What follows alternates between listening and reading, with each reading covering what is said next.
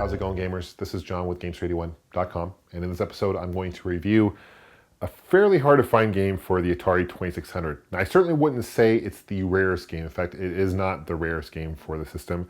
I'd be very, very excited if that was the case.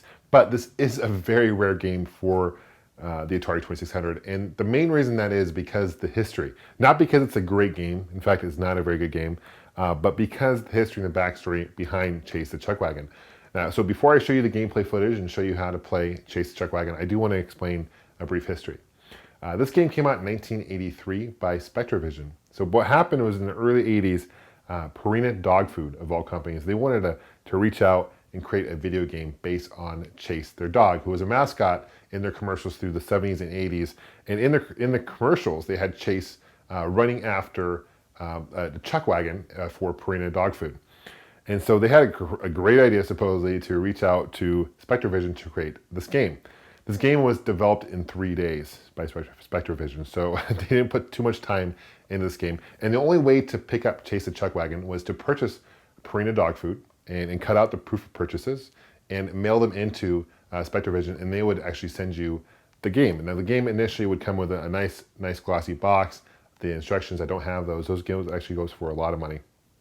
And they didn't do very well, obviously. It's kind of a weird time. You don't really think of people buying dog food as necessarily a gamer. It's just such an odd promotion, and it was one of the reasons why the Atari 2600 ended up, the video game crash ended up happening because of this, basically. Well, not because of this game, but because there was a lot of shovelware, and there was a lot of games that were not very good for the Atari 2600. So this is certainly put in their case for the crash.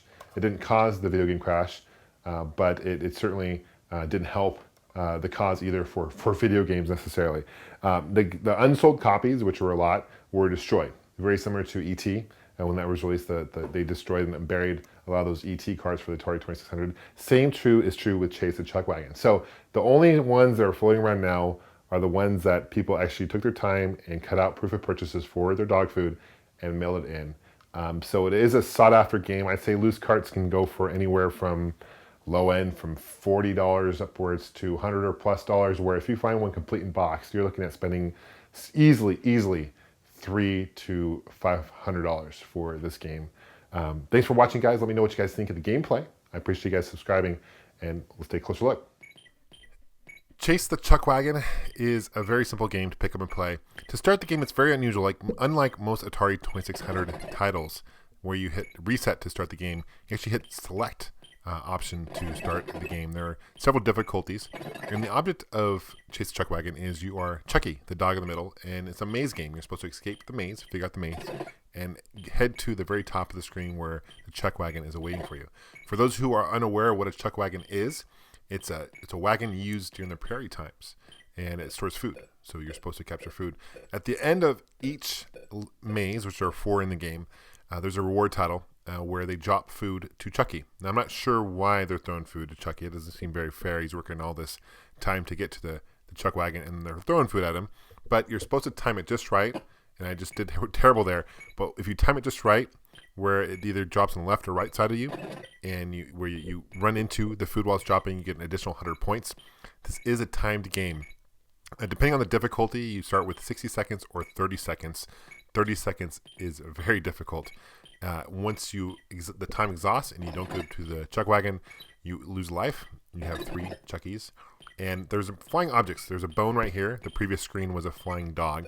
And it doesn't necessarily kill you, but it does delay your time. And depending on how far you progress in the game, the time you can get delayed can be significant. It can be up to 10 seconds or more.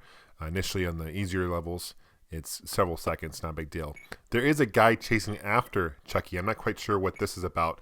I don't know the whole story of why he's going after Chucky. Perhaps he's the owner of Chucky, and he wants to try to find him. But I'm not sure why you would die if that's the case. Perhaps he's a hunter. Maybe he's hungry for dog meat. I really don't know. I'm not really quite sure what's bouncing across the walls here. Perhaps it's a stack of hay. I really don't know. This is the 3rd stage. The very top is very narrow. If you don't time it just right, you cannot go on the very top. It does make it difficult. And as the game goes on, the food that drops does go faster and faster, so it does make it more difficult in that regard as well. Here is the final stage, and this is one that you have to kind of figure out. Start with 60 seconds. Another flying dog. Don't really get that. As you can see, I am delayed for a while, and what gets frustrating in this game is if you get hit and you get delayed for 10 seconds, you can get hit again and again and again and again. I've been delayed for like 20 seconds. Here it looks like I'm gonna probably die here and get captured by the dog hunter. But this is a very interesting game. The replay value of Chase the Chuck Wagon, I wouldn't really say is too high. In fact, this is the game you could probably play in 5 minutes. This game was designed very fast.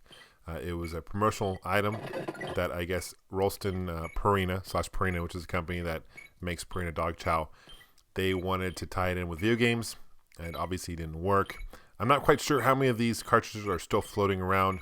Like I said before in the intro of the video, it certainly isn't the rarest game for the system, but it's very sought after by collectors. It's a very cool collector's item.